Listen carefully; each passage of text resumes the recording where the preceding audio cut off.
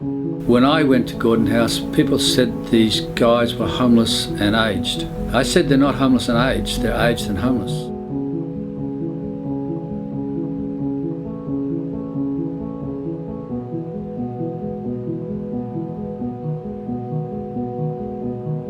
I started working at Gordon House in 1985. I was a social work student on my last placement. Gordon House looked like a 10-storey building, concrete building. It was built in a architectural fashion that was called brutalist. I was at Gordon House in 1976. Looked old and decrepit, a bit like me. The hygiene was cleaned, but there was a lot of disease in the building. But I got a little bit run down, and the doctors couldn't fix it. It wasn't really bad, but I was getting weaker and weaker. And eventually they sent me to the hospital and they did some analysis of me, and when they came back he said, "What part of Africa have you been living in?" And I said, "I've never been to Africa." He said, well what you've got doesn't exist in Australia. And I said, I told him what I did, worked at homeless people in night shelter. And he said, "You better get everybody checked because this disease is in the building." I can remember on one occasion with cockroaches, seeing cockroaches lying 20 or 30 deep on this old bloke's face as he fell asleep. When we shooed them away and we pulled the bed away from the wall, the whole wall went black as thousands of cockroaches screamed up the wall and then slowly fell off as they got to the top. So, you know, the hygiene issues were not great.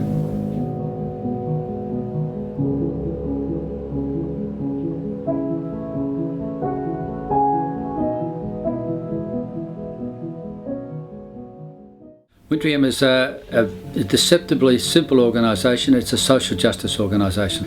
It's also a specialist organisation. We don't do, like a lot of welfare organisations, when I came into welfare it seemed that they were doing all things for all people.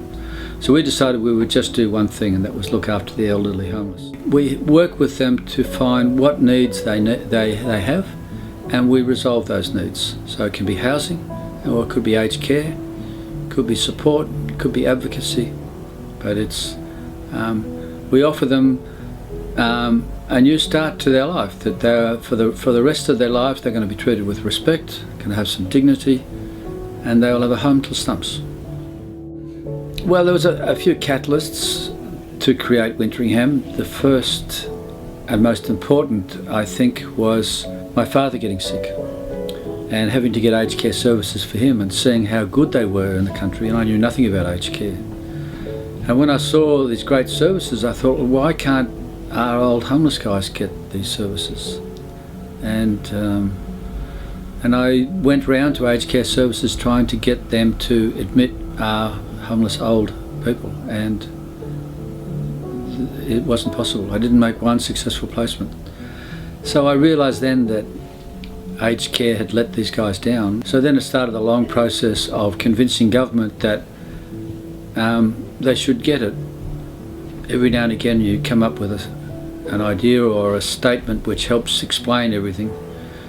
When I went to Gordon House, people said these guys were homeless and aged, and therefore appropriate that they're in a homeless person service.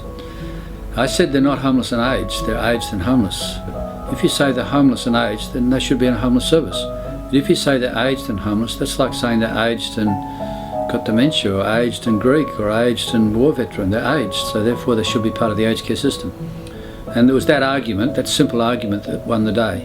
And then I was able to get the company started, get government money. So our fellows have no family. Very, very rare to have any family. And a lot of their dignity and respect is tied up in their ability to cope independently. But they often struggle to exercise their independence because of their frailty or their sickness. So the recreation forms part of that it encourages people to be able to find ways to to pursue activities that they want to do. We say the program's as broad as the residents we work with. So like working with anybody, everyone's different, and whatever it is that they want to achieve in their life or they want to do or the way they want to live is what our program offers. So we end up have those big ticket items. We're sending people in hot air balloons, aeroplane flights, we've sent people overseas, Tasmania, we have people stock car racing, all sorts of different crazy exciting activities and those big ticket items, but we also do the real simple one-on-one coffees and discussion. Main aims are to work with each resident or each client individually, one-on-one, identify what it is that they want to do, how they want to live their life, and we plan around them. So instead of having one main program plan for the week or month, we actually, if we have 60 people living in a facility, we'll have 60 different recreation programs all happening at once. Today we're going to be going with that.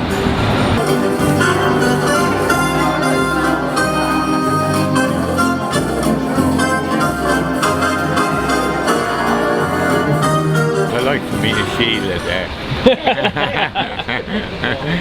A young one. We dance foxtrot, waltz, barn dance, bodybuilding, tango, rock and roll.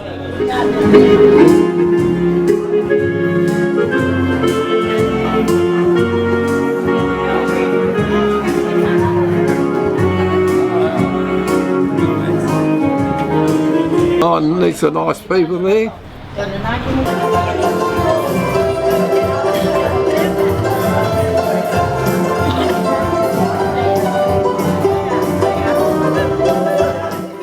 I dance the waltz. When I was younger I used to dance a lot, and I haven't done it for about 25 years.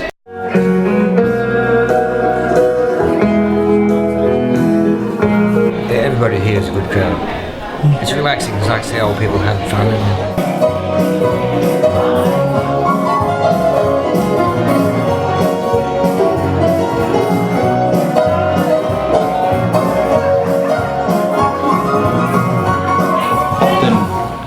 Recreation program gives meaning to their lives. You think about how we run our recreation in our own lives and how we plan our lifestyle. It's about giving meaning and purpose, and it's those striving for those things. For a lot of our residents and clients, it's getting back into work, volunteering, helping others, and sometimes independence can be something, like I said, they've lost or that they're wanting to gain.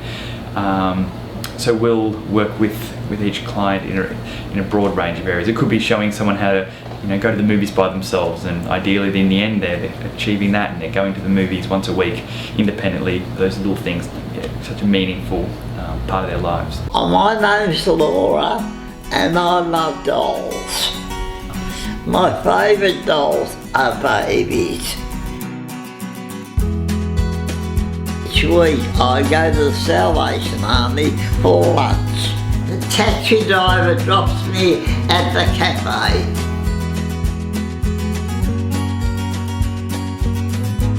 Sometimes I get bored and might go out by myself and meet some nice friends.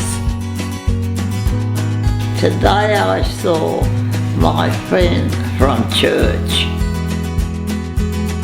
What's great about Wintringham is the support we get to be able to actually do individualised programming and everything that means, I guess. It can sometimes take a lot of resources and time and potentially money sometimes to run these programs, but they're the most meaningful outcomes.